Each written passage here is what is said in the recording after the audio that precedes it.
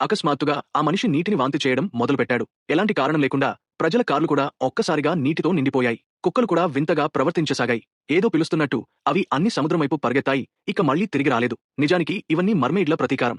సముద్ర కాలుష్యం వల్ల చాలామంది మర్మెయిడ్లు మరణించారు. మర్మెయిడ్ రాజ్యం దాదాపు పూర్తిగా నాశనం అయిపోయింది. అందుకే మరుసటి రోజు మనుషులు మర్మెయిడ్లతో వాదించడం మొదలుపెట్టారు. మీరు మా కుక్కలను తిన్నారు, మీరు మా చేపలను తిన్నారు, మా కుక్కలు పెంపుడు జంతువులు, మా చేపలు మా కుటుంబ సభ్యులు. కాని కొద్ది కాలానికి మనుషులకు ఏదో తేడాగా అనిపించింది. ఐస్బర్గ్లు వింతగా ప్రవర్తిస్తున్నాయని, చాలా వేగంగా కరుగుతున్నాయని వారు గమనించారు. ఇదే వేగంతో కొనసాగితే ఒక ఏడాదిలోనే సముద్రం భూమినంతా ముంచేస్తుంది. అందుకే మనుషులకు చర్చలు జరపడం తప్ప మరో మార్గం లేకపోయింది. వారు సముద్రాన్ని శుభ్రం చేస్తామని వాగ్దానం చేసి మంచు కరగడం ఆపమని మర్మెయిడ్లను అడిగారు.